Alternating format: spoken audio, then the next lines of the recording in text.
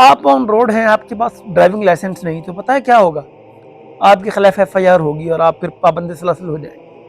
مجھے سمجھ نہیں آتا کہ پنجاب حکومت نے یہ لا کیوں بنایا ہے اور اسے کس جواز کے تحت وہ امپلیمنٹ کروا رہے ہیں.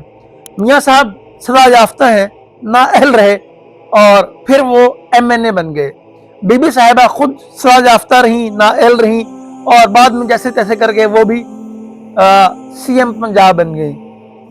ان کے چاچا جان نااہل رہے, جنیں کاٹیں, لیکن آج وہ بھی پاکستان کے پرائم منسٹر ہیں. معاملہ پتہ ہے کیا ہے؟ سمپل سی بات ہے.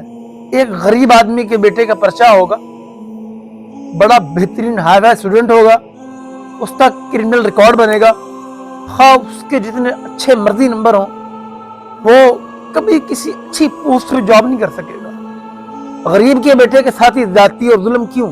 اگر میاں صاحب دوبارہ MNA بن سکتے ہیں, اگر مریم نواز صاحبہ جیل کاٹ کے سزائیں بھگت کے CM پنجاب بن سکتی ہیں, تو ایک ایسا بچہ جو ٹریفک قوانین کی وائلیشن کر رہا ہے, جو نہیں کرنی چاہیے, آپ اس کے خلاف جرمانے کریں. لیکن یہ جو FIR کا معاملہ ہے ہماری سمجھ سے بالا تر ہے. ایسے نہیں ہوتا.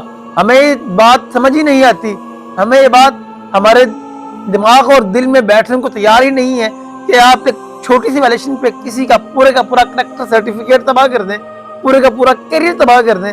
محترمہ خدارا, آپ اپنے چار طرف دیکھیں کہ کتنے ایسے لوگ ہیں جو 302 کے مجرم ہیں اور آج وہ آپ کی پارلیمنٹ میں آپ کے ساتھ بیٹھے ہیں. ہم پھر التماس کریں گے, حکومت سے ہاتھ جوڑ کے التماس کریں گے کہ آپ عوام پر سختی کریں, ضرور کریں, یا آپ کو کرنی چاہیے. ٹریفک قوانین کی وائلیشن کو روکیں, لیکن یہ جو FIR کا معاملہ ہے اس پہ نظر ثانی کریں.